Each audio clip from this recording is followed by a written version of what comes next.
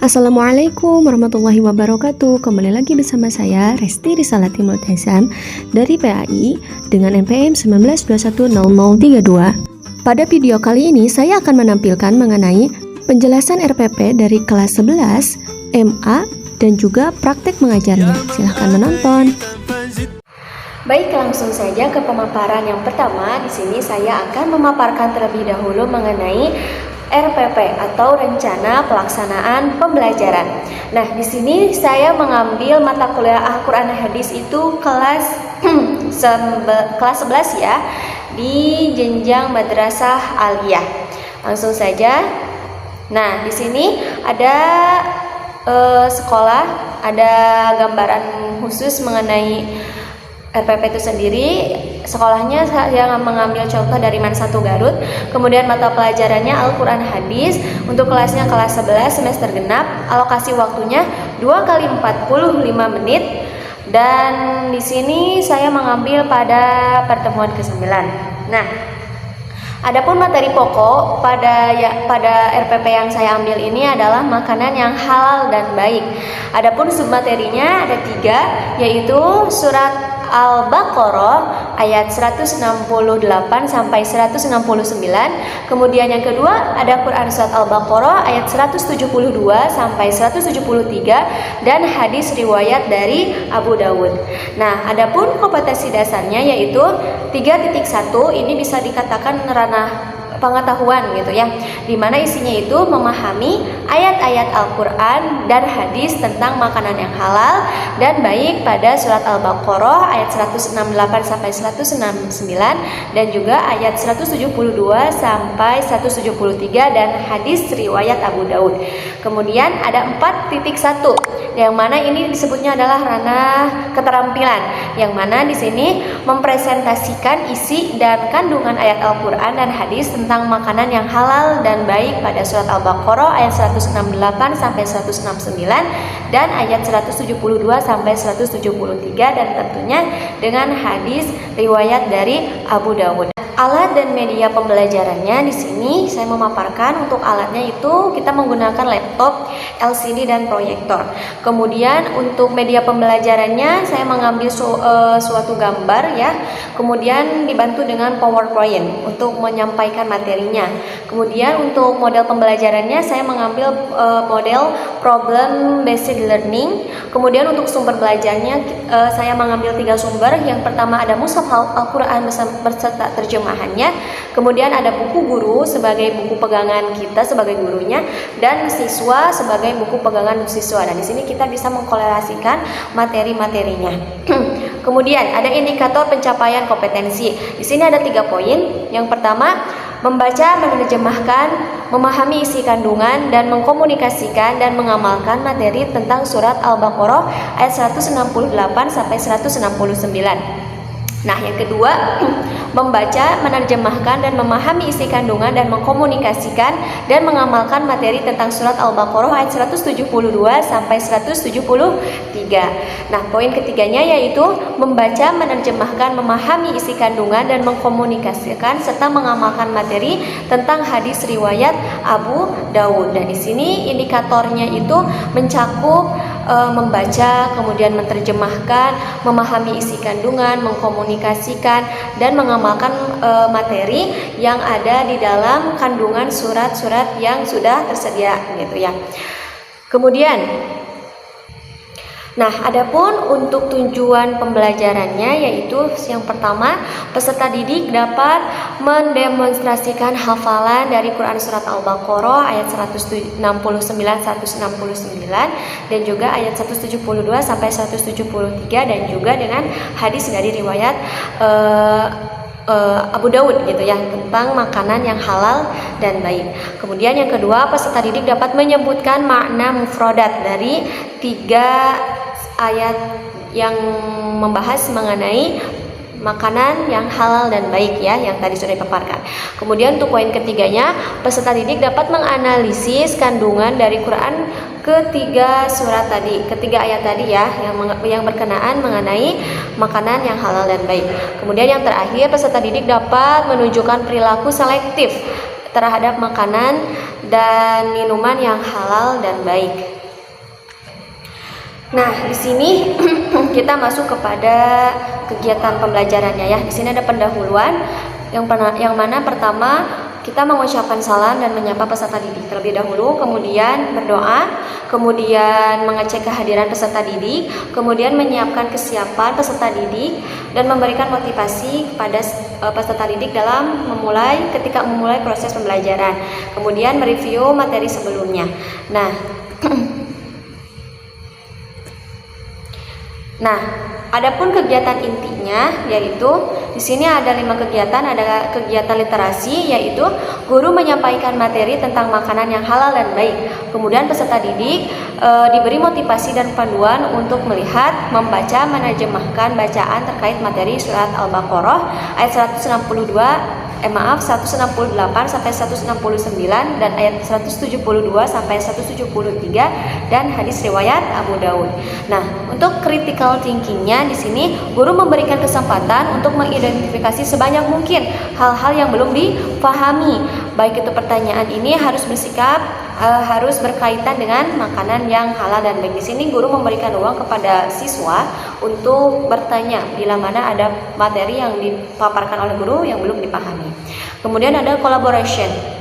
Di sini peserta didik dibentuk dalam beberapa kelompok untuk menganalisis, kemudian mendiskusikan, mengumpulkan informasi dan mempresentasikan ulang dan saling bertukar informasi tentunya mengenai isi kandungan dari ketiga dalil ini.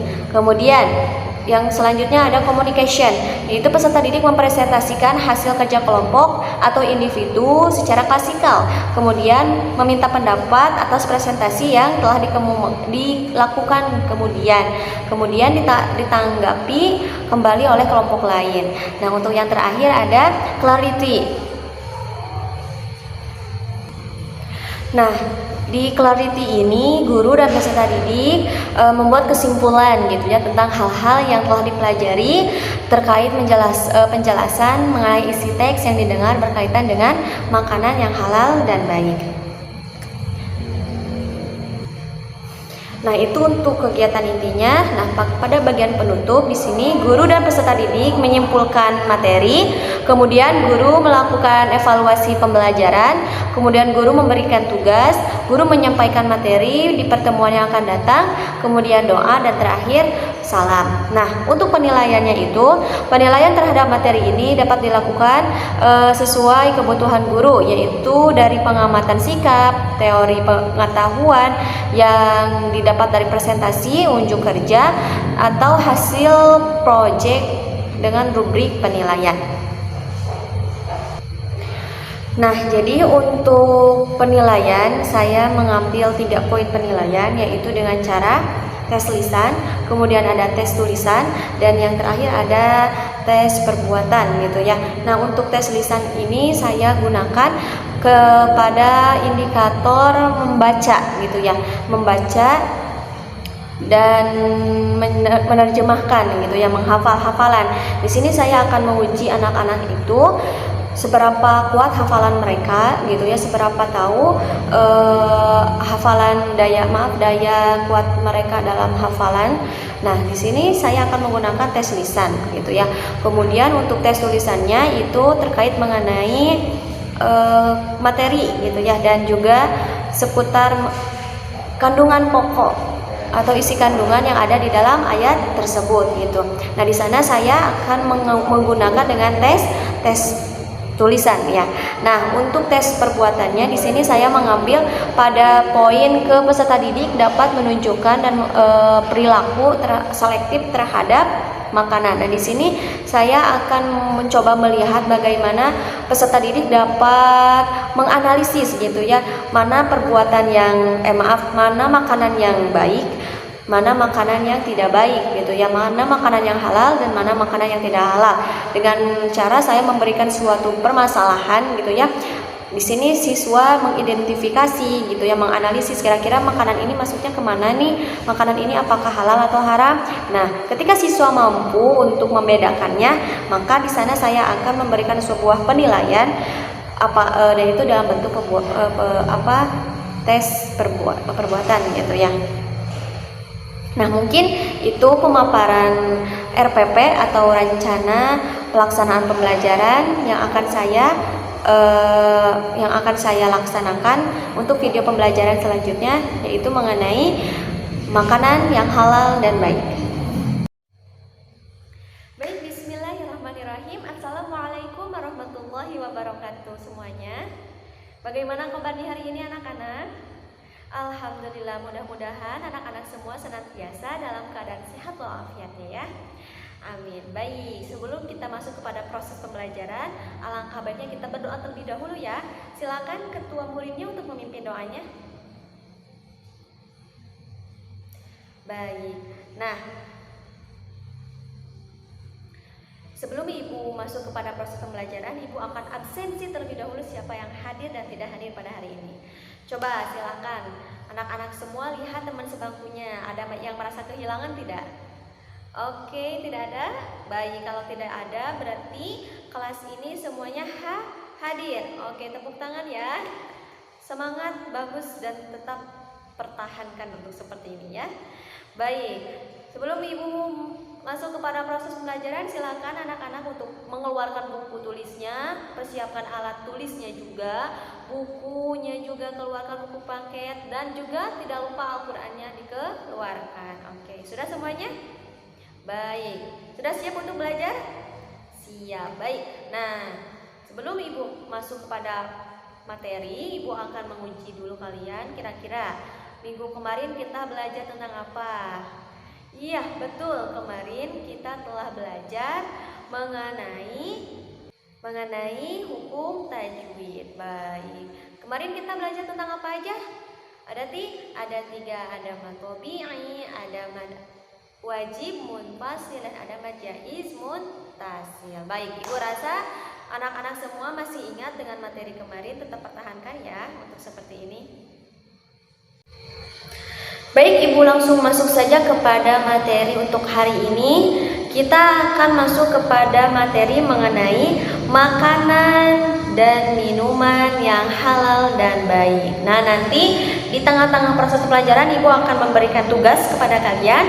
Tapi sebelum itu Ibu akan memberikan terlebih dahulu gambaran besar mengenai makanan yang halal dan baik, yang kita merujuk kepada tiga dalil, yaitu ada dalam Quran surat Al-Baqarah ayat 168 sampai 169, kemudian Al-Baqarah juga sama di ayat 172 sampai 173, dan yang terakhir ada hadis dari riwayat Abu Dawud. Nah, sebelum itu Ibu akan memaparkan terlebih dahulu mengenai makanan dan minuman. Nah, jadi anak-anak semua, makanan dan minuman itu merupakan kebutuhan pokok bagi setiap manusia. Hampir tidak ada orang yang tidak bisa menahan lapar gitu ya, bahkan menahan haus sekalipun. Nah, hal ini menjadikan indikasi bahwasannya manusia itu memerlukan makanan dan minuman untuk memenuhi kebutuhan hidupnya, karena makanan dan minuman ini adalah termasuk kepada kebutuhan dasar yang harus dipenuhi oleh setiap manusia.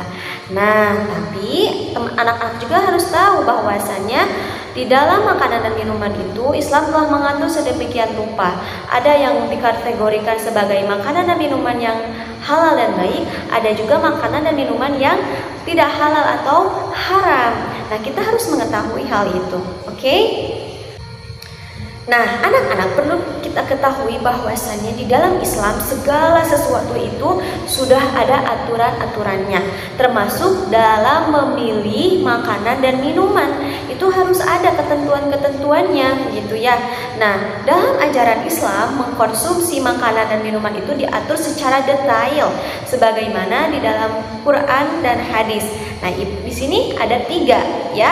Ada dalam Quran surat Al-Baqarah ayat 168 sampai 169, kemudian ada surat Al-Baqarah 172 sampai 173, dan ada hadis dari riwayat Abu Dawud. Kita akan bahas satu persatu. Oke, untuk dalil yang pertama kita akan baca bareng-bareng. Silahkan keluarkan Al-Qur'annya. A'udzu billahi minasyaitonir rajim. Bismillahirrahmanirrahim. يا أيها الناس كلوا مما في الأرض حلالا طيبا ولا تتبعوا خطوات الشيطان إنه لكم عدو مبين إنما يأمركم بالسوء والفحشاء وأن تقولوا على الله ما لا تعلمون. Artinya, wahai manusia, makanlah dari makanan yang halal dan baik yang terdapat di bumi. Dan janganlah kamu mengikuti langkah-langkah setan. Sungguh, setan itu musuh nyata bagimu. Sesungguhnya setan itu hanya menyuruh kamu agar berbuat jahat dan keji, dan mengatakan apa yang tidak kamu ketahui tentang Allah.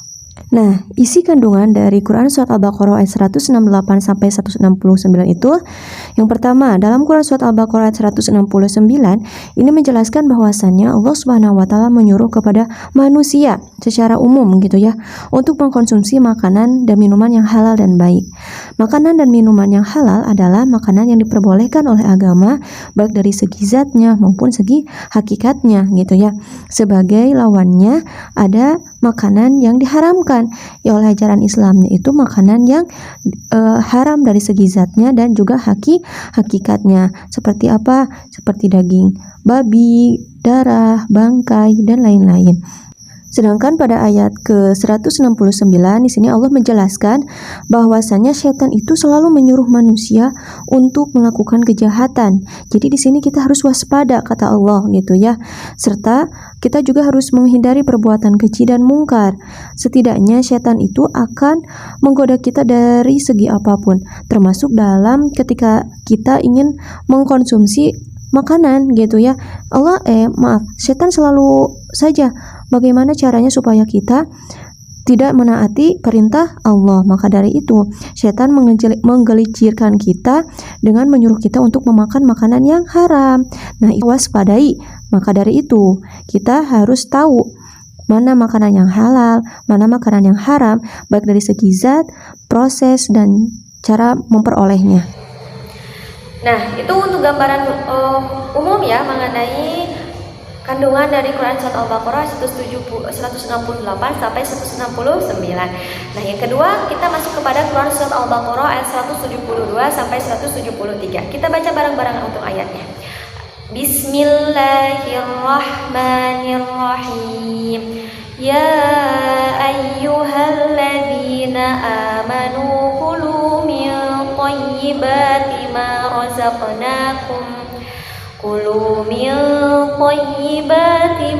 razaqnakum washkuru lillahi in kuntum iyyahu ta'budun.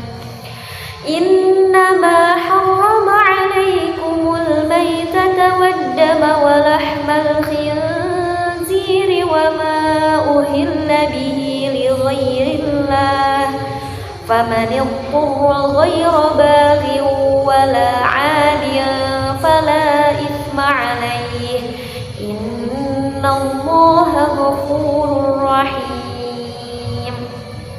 Untuk artinya, wahai orang-orang yang beriman, makanlah dari rezeki yang baik dan kami berikan kepada kamu, dan bersyukurlah kepada Allah jika kamu hanya menyembah kepadanya. Sesungguhnya Dia hanya mengharamkan atasmu bangkai, darah, daging babi, dan daging hewan yang disembelih dengan tidak menyebut nama selain Allah.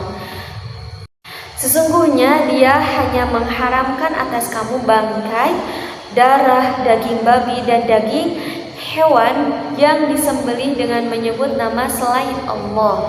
Tetapi barang siapa terpaksa memakannya bukan karena menginginkannya dan tidak pula melampaui batas, maka tidak ada dosa baginya.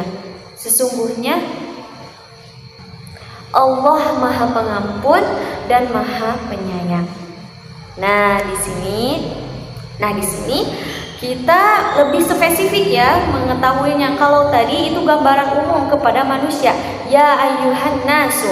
Tetapi di ayat ini kita lebih spesifik kepada orang-orang yang beriman gitu. Berarti kita nih orang-orang beriman harus lebih selektif dan dibekali berbagai ilmu oleh Allah.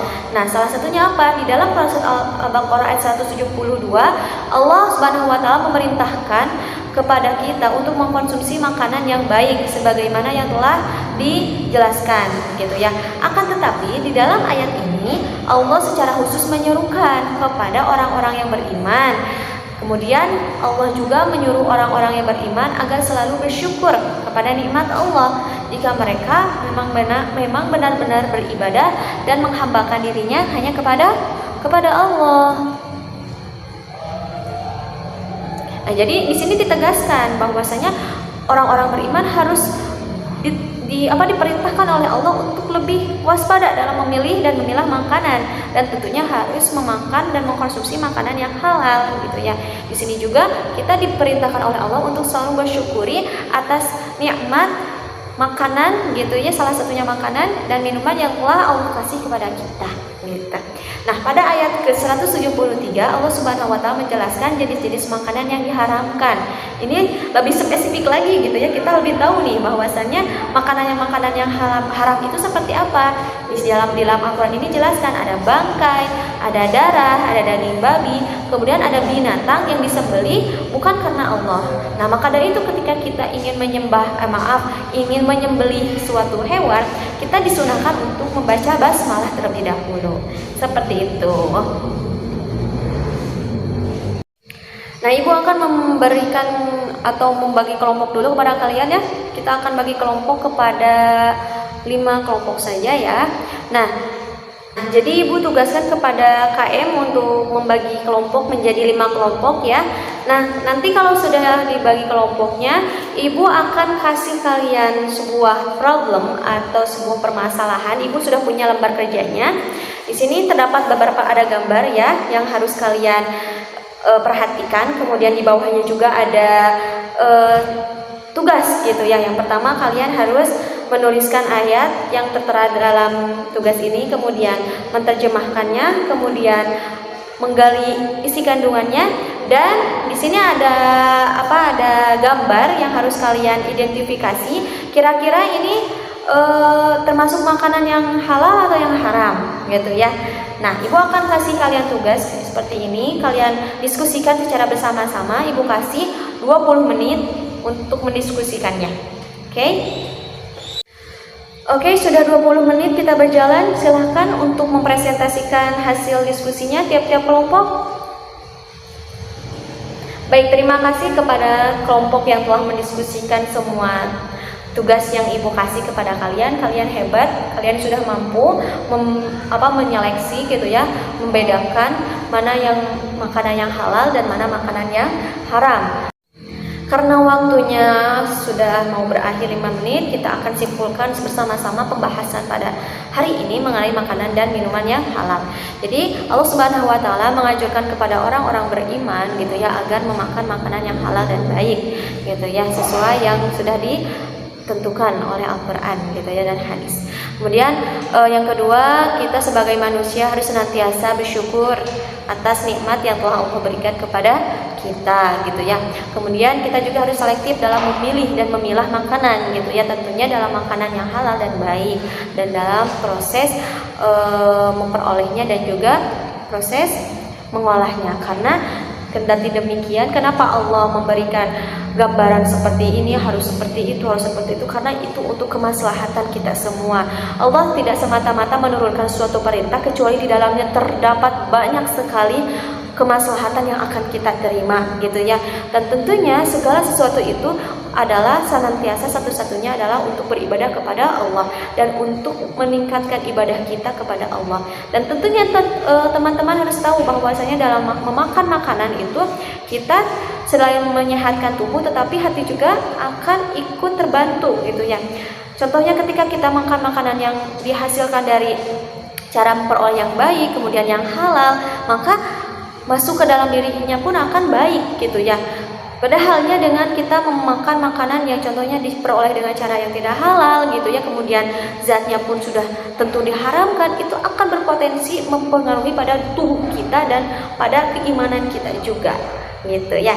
Nah, mungkin itu untuk materi pada pertemuan kali ini. Ibu ucapkan terima kasih banyak kepada kalian semua telah memperhatikan.